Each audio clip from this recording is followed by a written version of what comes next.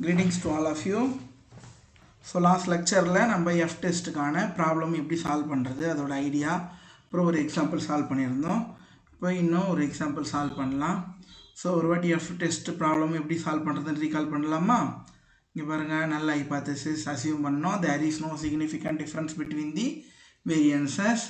There is a significant difference between the variances. அப்புறம் v1 square v2 square கண்டுபிடிக்கணும். F statistic கண்டுபிடிக்கணும். எது பெரிய வேல்யூவாக இருக்கோ அதுதான் நியூமரேட்டரில் வரணும். அப்புறம் degrees of freedom for table value. So எது நியூமரேட்டர் எந்த ரேஷியோ கொடுக்குறோமோ அதுதான் நியூ ஒன், அதோட n-1 தான் ஃபைண்ட் அவுட் பண்ணணும். That's it. So table value. Let us see the second example. Let us read the problem. So two random variable gave the following results. n1 n2 value கொடுத்துருக்காங்க. அப்புறம் இங்கே பாருங்களேன், sum of xi minus x bar square yi minus y bar square கொடுத்துருக்காங்க. So variance கொடுக்கல, வேரியன்ஸோ standard டிவியேஷனும் கொடுக்கல, but sum of the squares of the deviation from the mean. So மீன்லேருந்து சப்ராக்ட் பண்ணி ஸ்கொயர் பண்ணி அதோட சம் கொடுத்துருக்காங்க. ஸோ அது மூலயமா நம்ம என்ன பண்ணிடலாம், we can able to find the variance. So first example பார்த்தீங்கன்னா வேரியன்ஸ் டைரெக்டாகவே கொடுத்துருந்தாங்க, ஆனால் இப்போ டைரெக்டாக வேரியன்ஸ் கொடுக்கல. we have to calculate the variance. So solution. So given that, let us write the given data. Given that sample 1, sample 2. Sample 1 la n1 oda sample size 10, sample 2 size n2 is 12, and then sum of the adoda kuduthirukka data enna sum of the squares of the deviation from mean. மீன்னா நமக்கே தெரியும், X பார்ல இருந்து ஒவ்வொரு each டேட்டாவும் subtract பண்ணி square பண்ணி அதை some பண்ணி தான் கொடுத்துருக்காங்க. அதோட டேட்டா வந்து இங்கே 90 கொடுத்துருக்காங்க, இங்கே வந்து 108 கொடுத்துருக்காங்க. ஸோ ஸ்டாண்டர்ட் டிவியேஷன் கண்டுபிடிக்கலாம். s1 ஸ்கொயர் ஒன்றும் கிடையாது, sum of xi minus x bar the whole square divided by n1. So அப்போ இங்கே என்ன வந்துடும் நமக்கு, s2 square it is sum of yi minus y bar the whole square divided by n2. So யூஸ்வலாகவே இந்த data தான் கொடுப்பாங்க, sum of the squares of the deviation from mean. இந்த டேட்டாவை தான் நிறைய டைம் வந்து நமக்கு கொடுப்பாங்க ஃபார் எஃப் டெஸ்ட்டுக்கு. வேரியன்ஸ் நம்ம அதில் தான் கால்குலேட் பண்ணணும். ஸோ இங்கே இதோட value 90 divided by 10, so 9. s1 ஸ்கொயரோட வேல்யூ 9.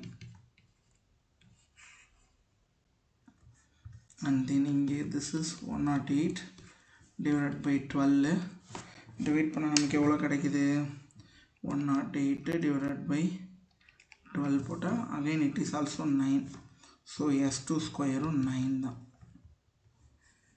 ஸோ ரெண்டு சாம்பிள் சைஸ் இருக்குது, ரெண்டு வேரியன்ஸ் இருக்குது, ரெண்டு சாம்பிளோட வேரியன்ஸ் இருக்குது. Let us calculate the F statistics ratios. v1 square v2 square கண்டுபிடிக்கலாம்.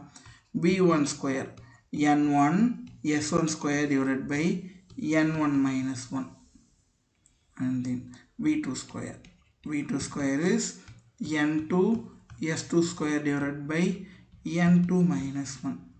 n1 oda value வந்து 10, s1 square 9 divided by n1 minus 1 9, and then n2 is 12, s2 square 9, n2 minus 1 11. so இதை calculate பண்ணுவோமா. so v1 square வந்து 10, v1 square 10. இதை calculate பண்ணால் எவ்வளோ வருது, 12 into 9 by 11, 12 into 9 divided by 11 போட்டால் 9.818 வருது. ஸோ இதை ரவுண்ட் ஆஃப் பண்ணிக்கலாம், 9.82 வச்சுக்கோம். So v1 square is 10, v2 square is 9.82. So நமக்கு v1 ஸ்கொயர் வேல்யூ தான் பெருசாக இருக்குது. So here v1 square is greater then v2 square. So for calculating F test ratio let us assume null hypothesis and alternative hypothesis. Null hypothesis. null hypothesis h naught sigma 1 square equal to sigma 2 square, variances are equal.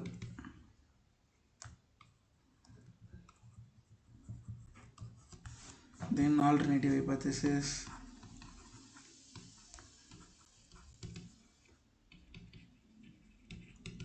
h1 sigma 1 square not equal to sigma 2 square, variances are not equal.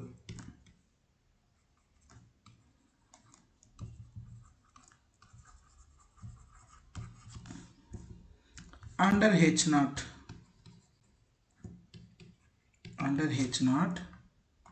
the test statistics.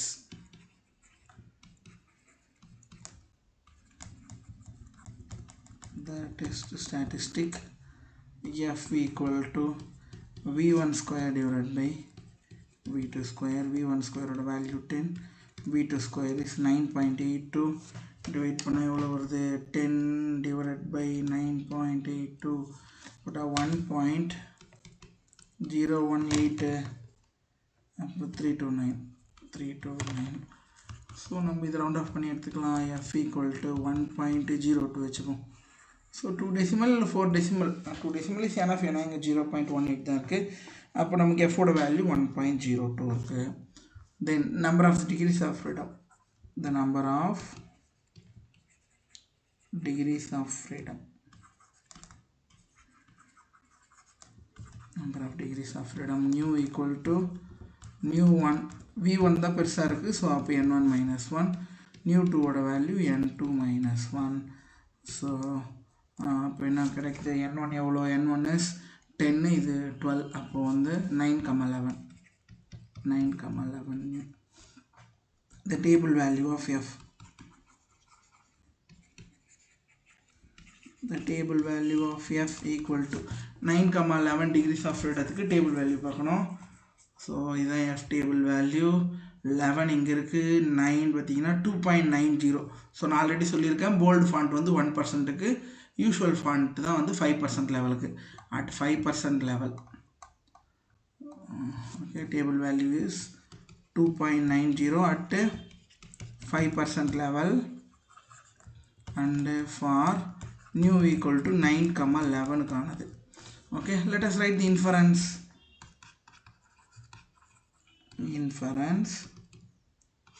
என்ன சொல்லுது, the calculated value of f, calculated value of f equal to 1.02. It is less than the table value. Table value of f equal to 2.90. So அப்போ என்ன ஆயிடுச்சு, calculate value கம்மியாக தான் இருக்குது. அப்போ h naught is accepted. h naught is accepted at 5% level. At a 5% level of significance. அப்போ நம்ம என்ன சொல்லிடலாம், there is no significant difference between the variances. There is no significant difference between the variances. So the variances are equal. They are came from the same population. That meaning variances la endha vithyasumum illa. So the sample came from the population with the same variance. So as per the claim, the two samples are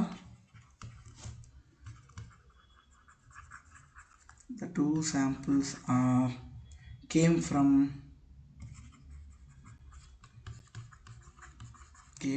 the population with same variances.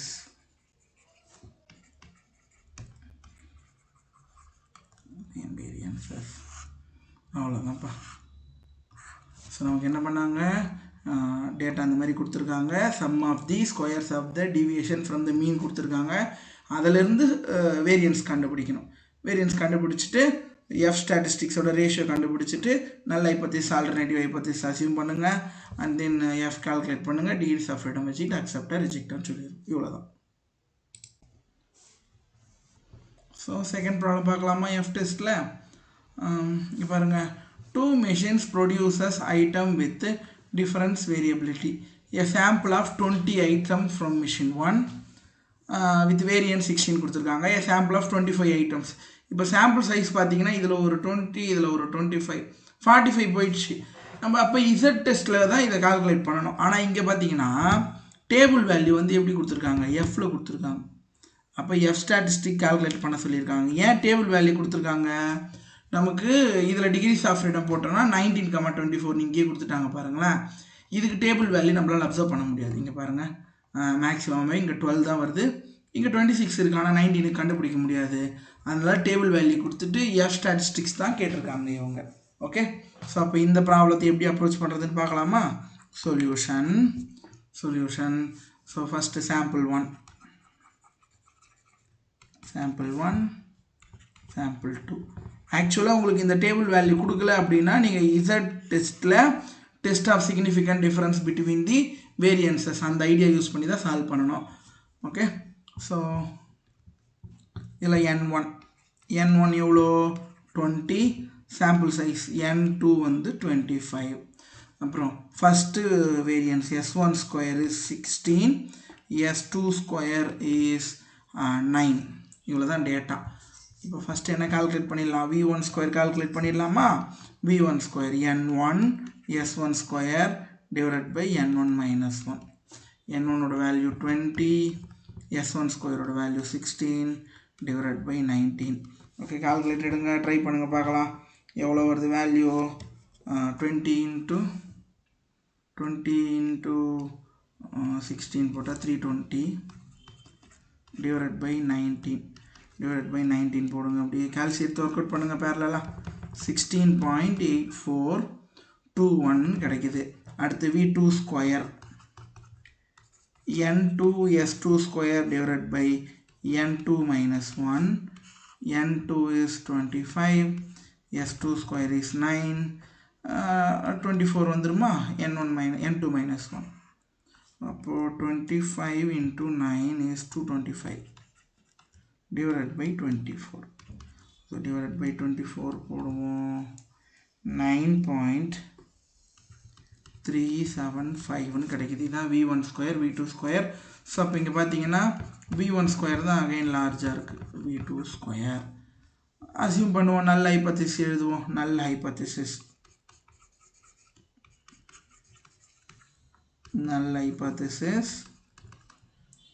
h0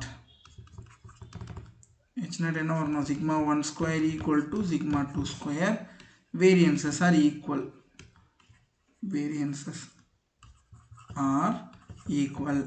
There is no significant difference between the variances. இங்கே தான் கேட்டிருக்காங்க, variances are equal தான் கேட்டிருக்காங்க. So variances are equal assume பண்ணிட்டேன். And then h1 நல்ல alternative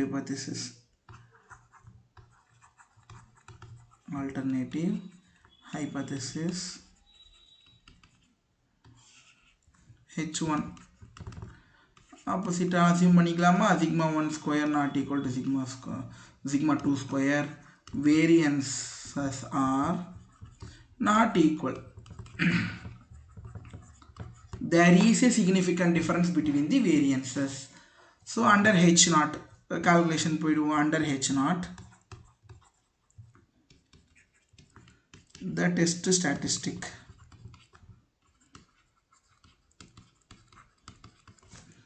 f equal to v1 square தான் லார்ஜாக இருக்குது. So v1 square நியூமரேட்டரில் கொடுத்துட்டேன். v1 square by v2 square. v1 ஸ்கொயரோட வேல்யூ எவ்வளோ 16.8421 divided by this is 9.375.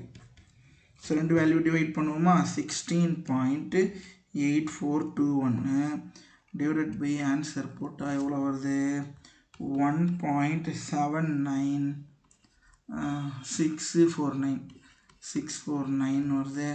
So அப்போ என்ன பண்ணிக்கலாம், எஃப் வேல்யூ ஒரு ரெண்டு வேல்யூ எடுத்துப்போமா. 1.7965 அப்படி வச்சுப்போம். this is f statistic. and then table value கொடுத்துட்டாங்க. degrees of freedom வச்சுப்போம். the degrees of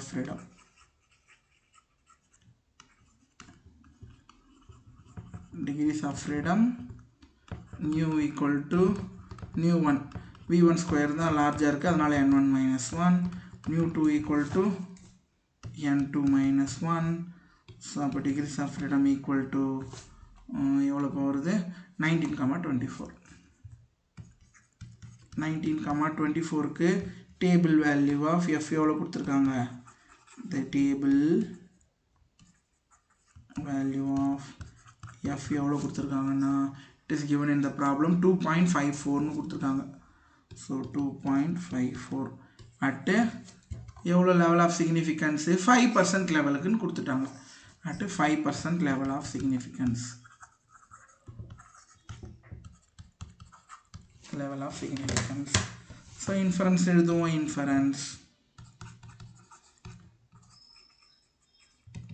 inference the calculated value of f equal to எவ்வளோ கிடைச்சது 1.7965 it is less than the table value என்ன table value 2.54 இல்லைங்களா table value of f equal to 2.54 so that we accept the h naught is accepted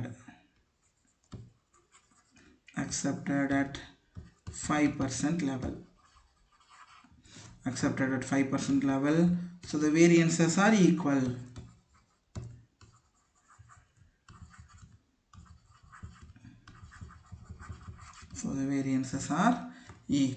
இவ்வளோதான்ப்பா so நமக்கு இந்த மாதிரி நிறைய different types of problem இருக்குது இன்னும் கூட ஒரு ப்ராப்ளம் பார்க்கலாம் ஸோ இப்போ இது எல்லாமே வேரியன்ஸு கொஞ்சம் ஈஸியாக கால்குலேட் பண்ணுற மாதிரி இருக்குது சப்போஸ் டேட்டா கொடுத்தாங்கன்னா எப்படி வேரியன்ஸை கால்குலேட் பண்ணிவிட்டு அதுக்கப்புறம் எஃப் ஸ்டாட்டிஸ்டிக் ப்ராப்ளம் போடுறது அப்படின்னு பார்க்கலாம் நெக்ஸ்ட் ப்ராப்ளத்தில் ஓகே